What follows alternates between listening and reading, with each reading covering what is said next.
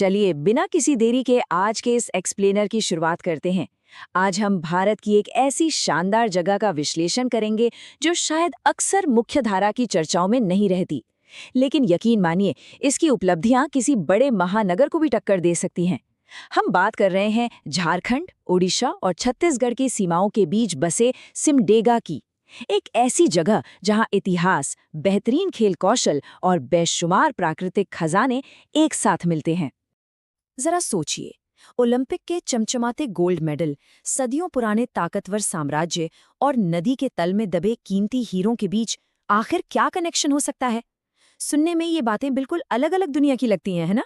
लेकिन दिलचस्प बात यह है कि ये तीनों ही चीजें एक ही जगह पर आकर जुड़ती हैं, और वो जगह है सिमडेगा।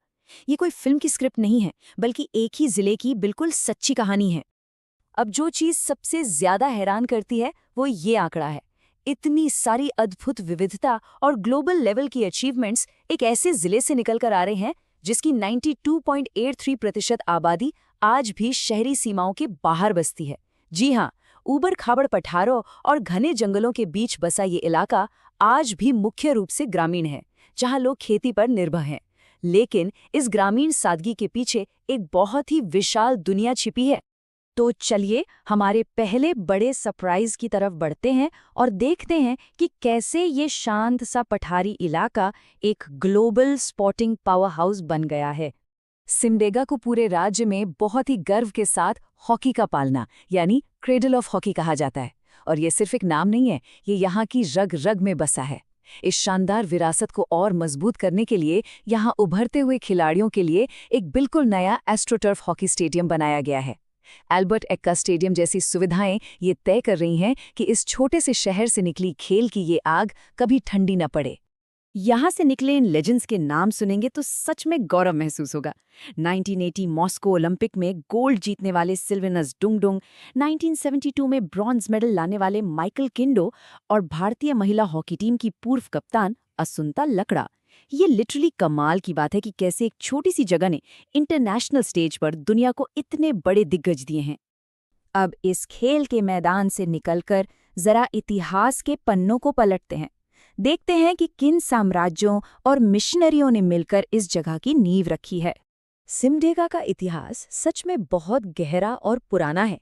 एकदम प्राचीन काल में जाएं तो यहाँ सम्राट अशोक और बौद्ध धर्म के शुरुआती प्रभाव मिलते हैं। फिर 16वीं शताब्दी में राजा हरिदेव का शासन आया। सदियों तक यहाँ कलिंग के ओडिया गजपति राजाओं का भी दबदबा रहा। और फिर आधुनिक काल में एंट्री हुई जेजुइट मिशनरियों की। इन मिशनरियों ने ही यहाँ आकर एजुकेशन और हेल्थ केयर का वो मजबूत स्ट्रक्चर तैयार किया जो आज भी कायम है। इतिहास से वापस आज के समय में आते हैं। आइए समझते हैं कि इस ऊबड़ खाबड़ जंगलों वाले पठार पर आज किस तरह की आबादी बसती है। इन आंकड़ों पर एक नज़र डालिए। लगभग 43,000 की आबादी वाले इस शहर का जेंडर बैलेंस एकदम परफेक्ट है। 51% पुरुष और 49% महिलाएं। एक छोटे से ग्रामीण इलाके के लिए समानता का इससे बेहतरीन उदाहरण और क्या हो सकता है। और यहाँ एक और शानदार आंकड़ा है, 85.46% की साक्षरता दर। 6 साल से ऊपर के लोगों के लिए ये लिटरेसी रेट किसी भी अत्यधिक ग्रामीण जिले के लिए वाकई असाधारण है। ये सीधा नतीजा है उन शुरुआती ईसाई मिशनरी स्कूलों का, जिनके बारे में हमने अभी बात की थी। उन्होंने जो शैक्षिक नींव रखी, उसका फायदा आज भी इस पूरे इलाके को मिल रहा है। अब आगे बढ़ते हैं और यहाँ की एक बेहद चौंकाने वाली अर्थव्यवस्था पर नजर डालते हैं, जहाँ हीरे, बिजली और लाख सब कुछ मौजूद है। ये जानकारी एक बहुत ही दिलचस्प कंट्रास्ट दिखाती है। देखिए, एक तरफ तो धान, मक्का और यहाँ तक कि एमू पालन जैसी पारंपरिक खेती हो रही है, और ठीक उसी जगह पर दूसरी तरफ यूरेनियम के भारी भंडार हैं, छोटे हाइड्रो प्रोजेक्ट्स चल रहे हैं और एक विशाल 2640 मेगावाट का पावर प्लांट भी प्रस्तावित है। मतलब एकदम रूरल फार्मिंग और हाई स्टेक्स ग्लोबल रिसोर्सेज का जबरदस्त कॉम्बिनेशन। और हाँ, हीरों वाली बात कोई अफवाह नहीं थी। भारतीय भूवैज्ञानिक सर्वेक्षण यानी जीएसआई ने सच में शंख नदी के तल में हीरों के भंडार होने की पुष्टि की है। और बात सिर्फ यहीं खत्म नहीं होती। डी बियर्स और जिंदल ग्रुप जैसे बड़े ग्लोबल प्लेयर्स यहाँ कीमती धातुओं और हीरों की तलाश कर रहे हैं। जमीन के ऊपर सादी खेती और जमीन के नीचे करोड़ों के हीरे, है ना कमाल की बात।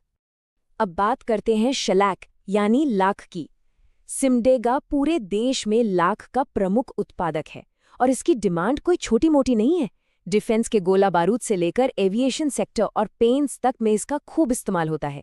लेकिन यहाँ एक बहुत बड़ी विडंबना देखिए, देश का लीडिंग प्रोड्यूसर होने के बावजूद सिमडेगा के अंदर खुद का एक भी लाख आधारित उद्योग नहीं है। सारा कच्चा माल आगे की प्रोसेसिंग के लिए बस बाहरी राज्यों में भेज दिया जाता है। चलिए अब इन सभी बातों को एक साथ जोड़ते हैं और देखते हैं कि सिमडेगा का भविष्य क्या है, खासकर जब बात पर्यटन और यहाँ की विरासत की हो। यहाँ टूरिज्म की इतनी वैरायटी है कि कोई भी हैरान रह जाए। अगर वाइल्ड लाइफ पसंद है तो पालकोट वन्यजीव अभयारण्य है, जहाँ तेंदुए और स्लॉथ बियर दिखते हैं।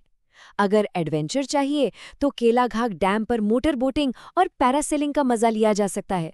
और फिर है राम रेखा धाम, एक ऐसा प्राचीन और पवित्र पहाड़ी स्थल जहां माना जाता है कि वनवास के दौरान भगवान राम के कदम पड़े थे। ये आज भी एक बहुत बड़ा सांस्कृतिक केंद्र है। तो इस पूरे एक्सप्लेनर के अंत में एक बड़ा सवाल जहन में आता है, क्या बड़े शहरों की चकाचौंध में हम ऐसे महत्वपूर्ण इलाकों को अनदेखा कर देते हैं? जरा सोचिए, कैसे ये शांत और अनसुने से ग्रामीण क्षेत्र हमारे भविष्य, हमारे खेल, इतिहास और प्राकृतिक संपदा की असली चाबी अपने अंदर छिपाए बैठे हैं। सिमडेगा महज कोई साधारण शहर नहीं है, बल्कि असीम संभावनाओं का एक जीता जागता उदाहरण